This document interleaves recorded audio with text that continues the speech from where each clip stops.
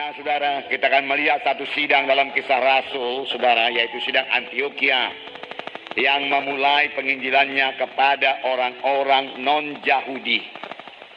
Sidang di Yerusalem melayani kepada orang-orang Yahudi.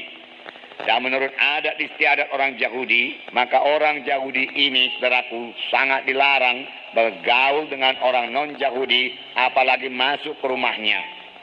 Waktu saudaraku Petrus, saudaraku, mengunjungi Kornelius dengan petunjuk daripada Roh Kudus, Petrus mengatakan hal ini. Engkau tahu betapa kerasnya larangan kepada kami orang Yahudi untuk bergaul dengan engkau.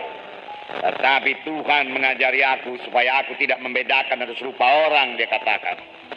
Oleh sebab itu Petrus pun datang ke rumah Kornelius dan mengabarkan Injil. Dan pada waktu Petrus mengabarkan Injil, Roh Kudus turun dan orang-orang di rumah Kornelius penuh dengan Roh Kudus dan mereka berkata-kata dalam bahasa roh dan bernubuat. Amin, saudara. Puji Tuhan. Memang kalau kita mematuhi Roh Kudus kita selalu berhasil. Ya, kelihatannya sidang Antiokhia ini diberkati Tuhan. Sidang Antiokhia bertumbuh dengan pesat. Sidang Antiokhia tidak kurang suatu apa. Sidang Antiokhia baik-baik saja, saudaraku. Mereka memiliki di sini dikatakan beberapa nabi dan pengajar atau guru, yaitu Barnabas dan Simeon yang disebut Niger dan Lukius orang Kirene dan Menahem yang diasuh bersama dengan Raja Herodes dan Saulus. Jadi Saulus juga guru di situ. Sebelum dia jadi rasul, dia jadi guru dulu. Memang saudaraku dalam sidang Tuhan perlu guru dan nabi. Amin, saudara. Jadi saudaraku, sidang Antiokhia ini yang sudah diberkati Tuhan, mereka beribadah kepada Tuhan dan berpuasa. Beribadah artinya menyembah Tuhan, melayani Tuhan, saudaraku. Kalau kita mau melayani jiwa-jiwa, kita harus lebih dahulu melayani Tuhan. Amin. Beribadah di sini bukan berdoa minta ini, minta itu, minta berkat, tidak. Tapi mereka membesarkan Tuhan, memuliakan Tuhan, meninggikan Tuhan, menjunjung tinggi nama Tuhan. Saudaraku, mereka beribadah kepada Tuhan dan berpuasa. Dan apa, saudaraku? Berpuasa. Ini yang sangat kurang kita laksanakan, saudaraku. Oleh sebab itu kita juga kurang mendengarkan suara Roh Kudus. Karena kita kurang beribadah, kurang berpuasa, saudaraku. Kita berdoa juga. Tapi ya, mudah-mudahan doa kita jangan lagi doa minta-minta saja melulu, saudaraku. Kita beribadah kepada Tuhan, kita menyembah Tuhan, kita melayani Tuhan, saudaraku.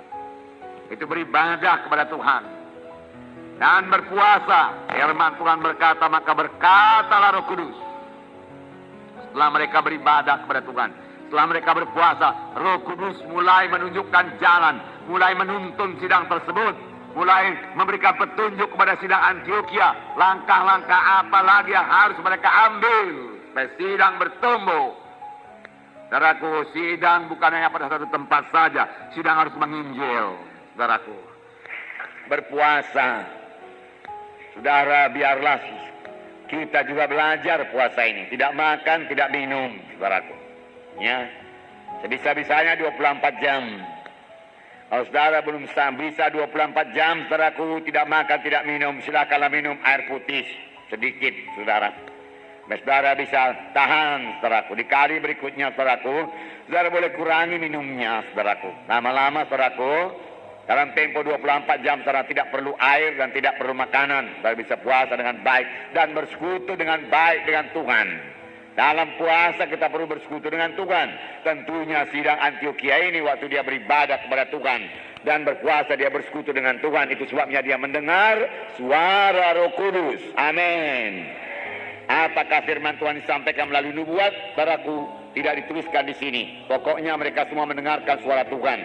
Bisa juga melalui nubuat, karena di sini dikatakan di sidang Antiokhia ini ada beberapa nabi dan guru. Jadi nabi itu bisa bernubuat. Bukan pula berarti kalau sudah bisa bernubuat sudah nabi. Tidak, saudaraku. Kadang-kadang saya bernubuat juga, saudara. Tapi saya bukan nabi, saudaraku. Semua kamu boleh bernubuat, firman Tuhan berkata. Amin. Dan biasanya dapat baptisan Roh Kudus juga dia bisa bernubuat. Tetapi bukan berarti kalau sudah bernubuat sudah nabi. Tapi kalau seorang nabi harus dapat bernubuat. Amin. Nah, saudara yang kasih dalam nama Yesus, berpuasa artinya menyangkal diri, tidak makan, tidak minum. untuk mencari kehendak Tuhan. Banyak orang tidak tahu kehendak Tuhan.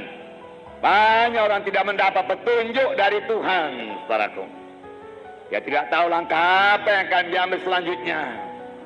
Untuk itu dia perlu puasa dan beribadah kepada Tuhan dan menyembah Tuhan, membesarkan Tuhan, meninggikan Tuhan, memuji Tuhan, menyembah Tuhan. Setelah dia beribadah kepada Tuhan. Dalam berpuasa itu kita berduka cita. Mengapa kita berduka cita? Karena kita menyadari kekurangan kita sebagai hamba Tuhan. Kurang urapan, kurang kuasa, kurang pengertian, kurang hikmat. Kita berduka cita.